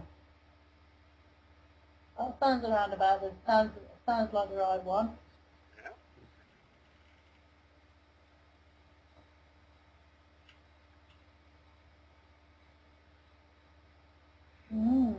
Mistake of fact is a mistake not caused by the neglect of a legal duty on the part of the person making the mistake, and consisting in 1. An unconscious ignorance or forgetfulness of a fact, past or present, material to the contract.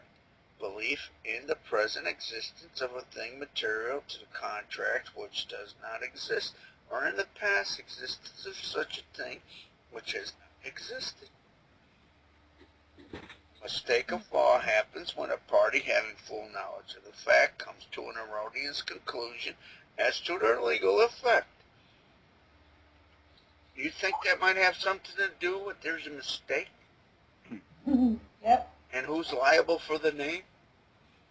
It is a mistaken opinion or inference arising from an imperfect or incorrect exercise of the judgment upon facts. Presupposes that the person forming it is in full possession of the facts. There you go. What evidence do you have that I'm not? Who's liable for the name, Judge? You're covering the bases, man. It's real simple. I'm here for that matter. There's a mistake. What proper notice is there? And I want to deal with you honorably. What more can you ask for, Judge? All right there in the cornerstones. Right there. Sure is. They know it, too. Yeah. Yep. Well, it's obvious from Wendy's case and from others that we've discussed that as soon as you do bring this up, things change. It's definitely not that the court, the whole process in the court changes. Yeah, all of a sudden, man, they realize you're incompetent, and you don't need to see a shrink to figure it out. You know, and just stay on point with them and let them settle the matter. Trust. That's what the government is there. If we trust the government, I'm telling you, they will honor you. Trust them to do the right thing. Right, Jerome? I believe it. You haven't experienced it yet, but you're working on it. Yeah, but my son has had some experiences that shows evidence of the things that you're saying are true. I mean, he's walked into police stations twice when he should not have walked out without being arrested, and walked out there without being arrested at all by using the concept. Stand on point. Here's a mistake. Where's the evidence of the proper notice? Hey, how can I help you settle this matter? Yeah, honorably. Yeah. Mm-hmm. I know a lot of people, I think one of the problem is people got with the word honorably. If they ever really understood the word honorably, they wouldn't feel so guilty about what they're doing. Yeah, yeah. A lot of people get, it's their own guilt trips. That's what condemns them. Yeah, that's definitely true, because a lot of people sort of go into it trying to rectify a situation, trying to fix something when it's not really up to them. All they've got to do is point out that there's a mistake, and you are incompetent to fix it, so you guys fix it. You guys can't. You're competent to fix it. The reason why they can't fix it is because they believe there's a claim on the name. Yeah. Yeah. And I think probably the biggest mistake people make is, like you say, they've got that guilt trip, and a lot of people sort of think that they're trying. Even when you talk to people about these sorts of things, everybody thinks like you're trying to be dishonourable, that you're trying to take advantage. You sort of say to them, no, I'm trying to act honourably. I'm trying to do the honourable thing, and they sort of say, no, you're not. You're trying to take advantage. You're trying, you're saying that you shouldn't have to have a licence. Well, I've got to have a licence. Why shouldn't you have to have one? Yeah. That sort of thing. My son and I were talking today about how people have an issue with calling the judge Your Honor, and we started thinking about those words, and said in his mind, he said he's looking at the judge saying, okay, Your Honor, stay in Your Honor. There you go. And judge, please correct me if I get out of honor. Yeah, that's right. That's right. And the judge does. Right, Wendy? Yep. I think the judge... There was one interesting thing that the judge said to me when he did refer to me as the name. He said that the lady in front of me is indeed Wendy, and said the name. That's funny now, you bring that up, but go ahead. Just remember the word deed in case I forget. Yeah, well, that's what I was coming to, because it was somebody writ something on the... You tell it anyway, Batman. You'll explain it better. Because I only read it on that little thing.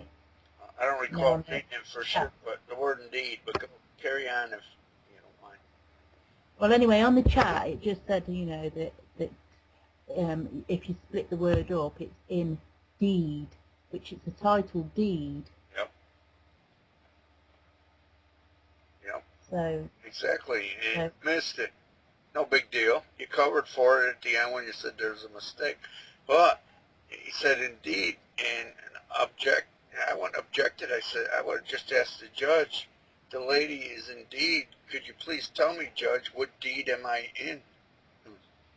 Yeah. Little things, yeah. Or what deed is she in? Yeah. In other words, what title? In other words, you claimed, and he said indeed, and you didn't rebut it. In other words, you just admitted to claiming ownership. Right. Little things, man. That's what I love about that recording you got there. Boy, what? Yeah.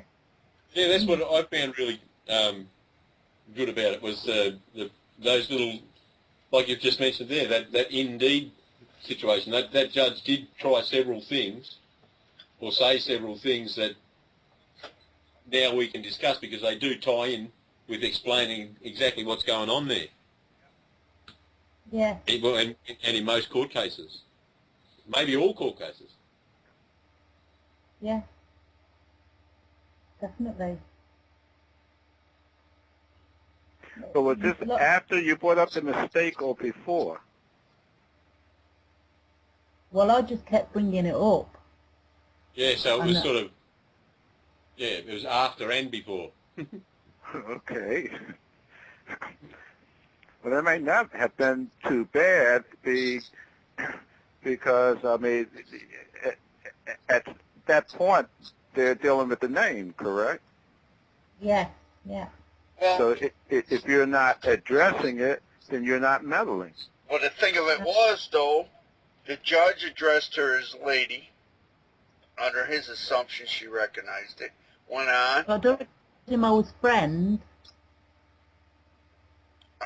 Never did call you friend of the court. No, So we never restricted you that way.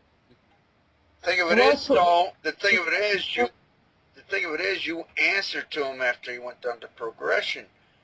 You stepped right back into the jurisdiction of the court. The claim on the name. He did it in a subtle way, but, you know, you still stepped back into the jurisdiction. You claimed the name. You gotta listen to the audio. I'm telling you, it's beautiful. I love it. That's the beautiful thing about this concept, that even if you make a mistake throughout the testimony and step back in, you can always get right back out, get back on point. By saying there's a mistake. And That's right. She did that at the end of it. But watching the way the judge was handling the situation was beautiful. You know? It was. You know what I'm saying? Right. Yeah. It really was. But it just proves the point. But he led her down the path. But what screwed his day up when he said at the end, there's a mistake. I'm a peaceful inhabitant.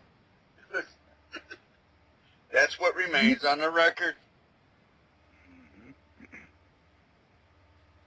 You corrected the record. When you said there's a mistake, he didn't want to go back there. Mm-hmm. There's a lot of things he thinks you could have said in between time, all well and good, but I believe in general, you stayed on point. It's, you know, let him I threw talk. him the hot potato back. Pardon? I threw him the hot potato back and he said thank you for that. Yeah. Well, he'll do the honorable thing. I believe he will. It's not what they say, it's what they do. Yep. And that works both ways. Yeah. Yes. You will know him by his fruit, just as he'll know you by yours. Very Indeed, good. yeah. Mm-hmm. Did you just say indeed? I did.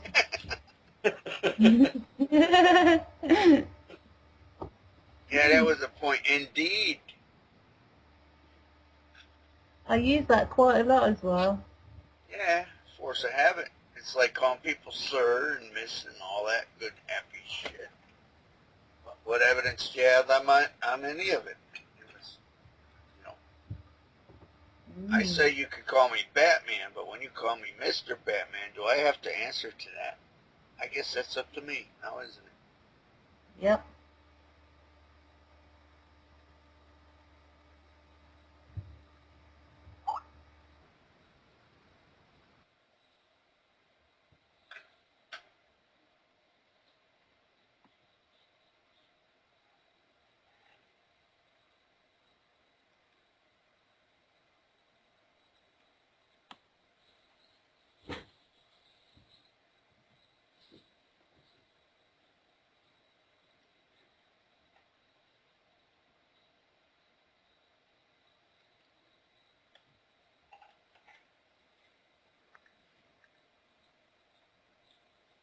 Yeah. Anything else, boys and girls? Oh, we lost Thinking Free.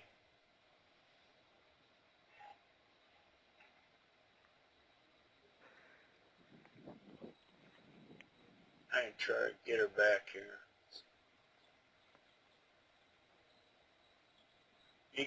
I sent you that audio, Jerome. You get a chance, you want to listen to that. Yeah, I'm going to. It's just taking a while to download for me, but I got it downloading. All right, it's still going. I won't shut it off. That's why my computer's acting slow. I'm downloading a few things. I see. Still there, Charlie? Charlie? Are you in the funny rabbit suit? Yo, just come back. I've just been having a look at what it's like outside. That probably looks the same way it did before you looked. No? Well, probably. I know that it was grey and overcast when I came in here, and I just went out and it's clear blue skies and birds. Maybe that's because you're talking to Batman. That's what happened. Could be. My world changed.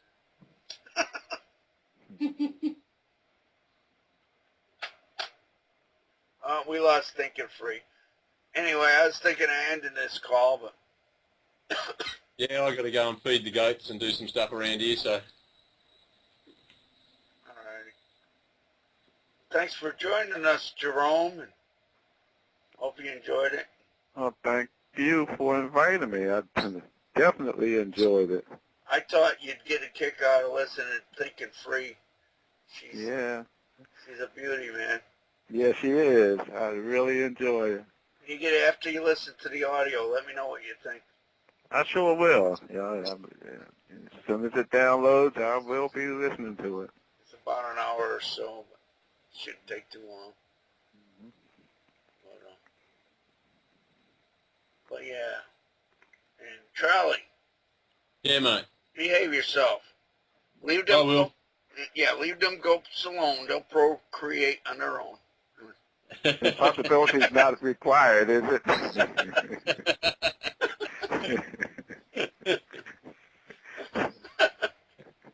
They're my friends. Okay, whatever you want to call them. And I don't make them wear, and I do not make them wear rubber boots. Okay. I love you, Charlie. You know that, don't you? But yeah, you guys, you know how to get a hold of me. If I'm here, I'll answer. And it's been fun, man. My pleasure. Yeah, actually, I want to have a bit of a heart-to-heart with you one day, Batman. Well, anytime, I'm here. We can do it. No worries, mate. All right. Catch you all later. I'm going to hang this call up. Okay. No worries. See you later, Jerome. Nice talking to you again. Okay, take care, Batman. Take care, Charlie. All right. Good night, y'all. Good night. Good night.